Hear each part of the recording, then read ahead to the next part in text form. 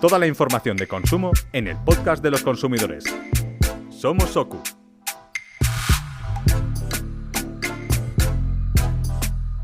Hola, estás escuchando el podcast de OKU, el podcast de los consumidores, un podcast elaborado por OKU que pretende ofrecer a los usuarios información sobre consumo.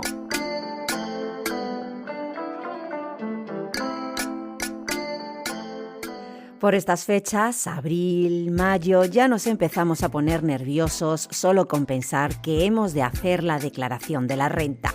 Y no solo por rendir cuentas y porque lo queremos hacer bien, sino porque aunque nos digan que se hace rápido y sin complicaciones, en el fondo sabemos que algo nos va a costar.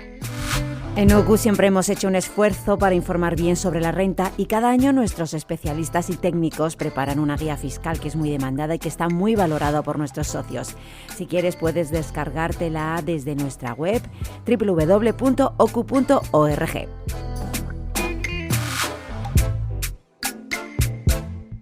Hoy he invitado al podcast de OKU a un técnico especialista en IRPF para que nos aclare y sobre todo nos ayude con la declaración de la renta de este año.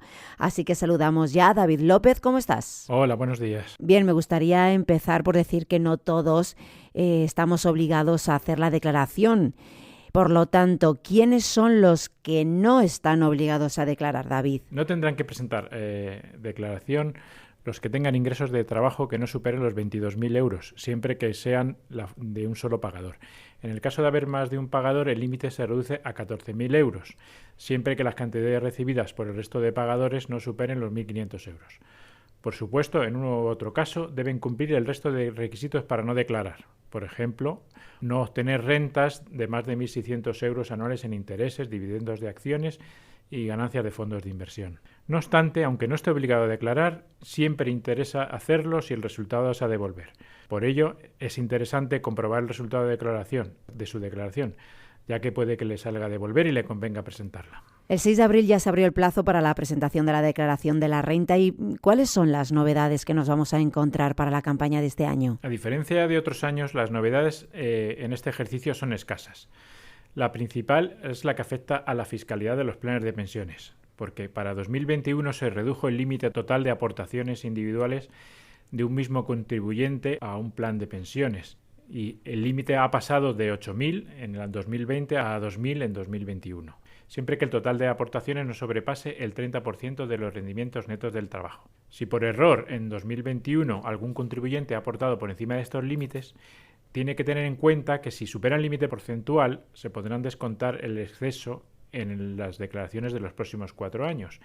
Pero si las aportaciones exceden del límite de 2.000 euros, además de no poder restarlo, le podrán imponer una sanción, con lo cual deberá retirar los excesos antes del 30 de junio de este año solicitándolo a la gestora del plan. Y en cuanto a las deducciones, David, ¿qué novedades hay que cambien respecto al ejercicio anterior? En el tema de deducciones hay que distinguir entre las deducciones estatales y las deducciones autonómicas. Las deducciones estatales siguen siendo las mismas que otros años. La deducción por adquisición de vivienda habitual, pero solo aplicable a quienes compraron antes de 2013, o las deducciones por alquiler, pero también se aplica solo a los que firmaron un contrato antes de enero de 2015. Luego también hay una serie de deducciones familiares por descendientes o ascendientes con discapacidad, por cónyuge discapacitado o por familia numerosa. Estas deducciones se pueden disfrutar por anticipado o incluirlos en la declaración. Lo más conveniente es pedirlas por anticipado, ya que si no tiene obligación de declarar, evitará tener que presentar la declaración para poder beneficiarse de ellos. Luego tenemos por otro lado las deducciones autonómicas. Son muchas y muy variadas en función de la comunidad autónoma, con lo cual es muy importante comprobar en su declaración a las deducciones que pueda tener derecho. Por ejemplo, deducciones por familia numerosa, por familia monoparental, por alquiler de vivienda, por ayuda doméstica, gastos educativos u otras. Una pregunta muy habitual es cómo ocuparse del IRPF de un fallecido. Cuando esto ocurre, ¿cómo habría que actuar? Pues cuando una persona fallece, sus obligaciones fiscales continúan. Entonces los herederos están obligados a ocuparse de presentar su declaración. Entonces, en el caso de que fallezca un familiar, algunos de los herederos tiene que solicitar su número de referencia para poder entrar en su borrador, hacer las comprobaciones como si fuera nuestra propia declaración y presentarla siempre que esté obligado o le salga a devolver. En estos casos, la devolución hay que solicitarla expresamente a Hacienda, porque no te la devuelve automáticamente. Hay que presentar un formulario y aportar toda la documentación necesaria que permita acreditar que los herederos son realmente a los que les corresponde la deducción. Entonces hay que aportar documentación como el testamento o la escritura de adjudicación de bienes. Presentando estos documentos en Hacienda vía electrónica o presencialmente y aportando un número de cuenta del heredero, pues Hacienda procederá a la devolución. Y en el caso de que se tengan monedas virtuales como el Bitcoin o las criptomonedas, ¿cómo se declaran? Bueno, en primer lugar, tenemos que advertir a la gente que la inversión en criptomonedas es una inversión de mucho riesgo. Pero aquellos que hayan invertido y hayan vendido criptomonedas y hayan ganado o perdido dinero con ellas, tienen que declarar estas ganancias o pérdidas en la declaración. Esto se hace en la página 15, en un epígrafe que se llama Otros elementos patrimoniales. Al abrir se despliega una casilla donde aparece un apartado que es monedas virtuales. Entonces, una vez que se abre ese apartado, solo hay que poner los valores de adquisición y transmisión y los gastos de operación. Pero, sin embargo, las criptomonedas generan otro tipo de rentas. Pueden también generar rendimientos de capital. En el caso de las recompensas que pagan algunas plataformas como Binance y que abonan a los clientes por inmovilizar sus criptomonedas en los monederos custodiados por la plataforma. Estos intereses también se incluyen, pero en este caso como rendimientos de capital mobiliario. Se declaran en la casilla 033 de la página 5 de la declaración. Hay un tercer supuesto en el que también habría que declarar en el caso de que no se transmitan criptoactivos, pero se reciben, por ejemplo, como recompensa por participar en programas de airdrops y de recomendaciones, etc. En este caso son ganancias de patrimonio no derivadas de una transmisión, que tributan en la base general y se incluyen en el epígrafe de la página 13 de ganancias y pérdidas patrimoniales que no derivan de las transmisiones de elementos patrimoniales.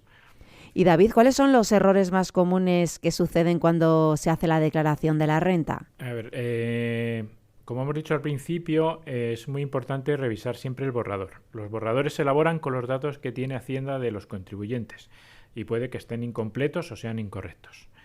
Por ello siempre recomendamos revisar todos los datos antes de confirmar el borrador. Si se equivoca en su contra, pues mal. Pero si se equivoca en contra de Hacienda, peor. Porque en este caso se expone a que le remitan una paralela y tenga que pagar intereses y se exponga a una sanción. Los aspectos que hay que tener en cuenta son principalmente comprobar datos personales y familiares si han cambiado, por ejemplo, porque se haya casado, se haya divorciado, haya tenido algún hijo, se haya ido algún mayor que haya ido a vivir con usted, o si en 2021 usted o sus familiares, por los que se aplica el mínimo familiar, como pueden ser descendientes o ascendientes, han obtenido un certificado de discapacidad o han aumentado el grado que tenían, lo que hará que usted pague menos impuestos y deberá indicarlo en su declaración para disfrutar de las ventajas que conlleva. Pues estaremos muy atentos de no cometer estos fallos. David, muchísimas gracias por ayudarnos, por acompañarnos y por pasarte por el podcast de los consumidores. Que tengas un buen día. Gracias a ti. Adiós.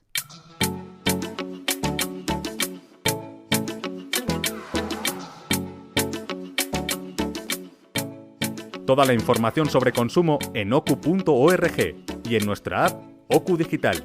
Descárgatela ya desde la App Store o desde Google Play.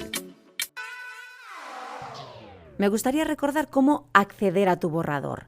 Lo primero es obtener el número de referencia. Si no tienes DNI electrónico ni clave PIN, tienes que solicitar este número en la página web de la agencia tributaria. Es un requisito imprescindible que sirve para identificarte. Y una vez que ya tengas este número de referencia, ya podrás entrar y revisar tu borrador. Mira que los datos estén bien y revísala concienzudamente. Si quieres, puedes añadir datos y cuando ya lo tengas todo correcto, puedes confirmarla y enviarla, pero también está la opción de revisarla y no confirmarla en ese momento o pedir cita para que un técnico de la agencia tributaria te ayude a confirmarla. En breve ya se abrirán los teléfonos para que puedas pedir cita o para que te elaboren tu declaración de forma presencial o por teléfono, y eso ya va en función de lo que prefieras o cómo te resulte más cómodo. Solo es importante recordar que el tiempo corre y que hay un calendario para presentarla. Te recordamos las fechas. Del 6 de abril al 30 de junio ya se puede modificar y presentar la declaración por vía electrónica, tanto a través de la renta web o incluso de la app. Del 3 de mayo y hasta el 29 de junio puedes solicitar cita previa para la confección de la declaración por teléfono.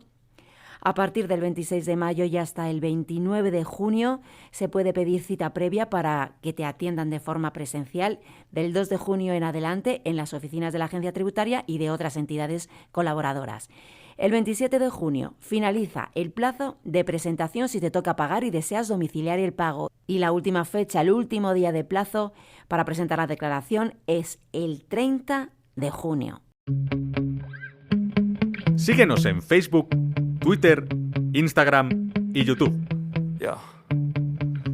Sometimes I get so mad, there's no control in me. My thoughts get so bad, I'm like, I might grab a bat, I don't know. My wrath, my blood boils over like, oh God, here goes. I lost all feeling from my head to my toes. You said some shit that I can't let go, so just stay tuned for the rest of the show. Si necesitas más ayuda o información adicional y eres socio de OCU, contacta con nosotros o descárgate la guía fiscal.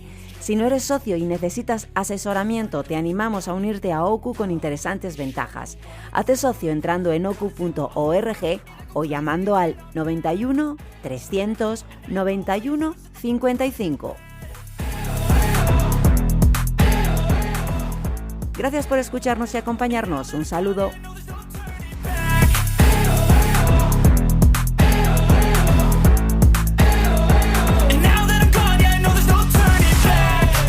Take smoke, I'ma poke a hole through you, choking's overdue. Come at me and you won't get any older, dude. Crack your holder too. Heating up inside of me, blood so violently. Thanks for trying me. Now it's finally time to see how this rivalry becomes a